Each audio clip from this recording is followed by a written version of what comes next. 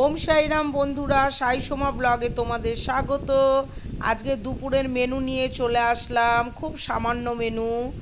তাতে আছে হচ্ছে সাদা ভাত, এবার নিয়ে নেব হচ্ছে শশা, তারপরে নেব হচ্ছে কাঁচা লঙ্কা। বন্ধুরা, আজকে তোমার একটা ভাজা করেছি, ওই বরবটি এইসব পেঁয়াজ সব কিছু দিয়ে, তো অল্প করে ভাজাটা নিয়ে নিলাম। তারপরে নেব হচ্ছে তোমার আলু পটলের রসা, তারপরে নিচ্ছি হচ্ছে তোমার বাঁধাকপি, একটা ডিম সেদ্ধ। তোমরা তো জানো আমি ডিম সেদ্ধ ভীষণ ভালো খাই।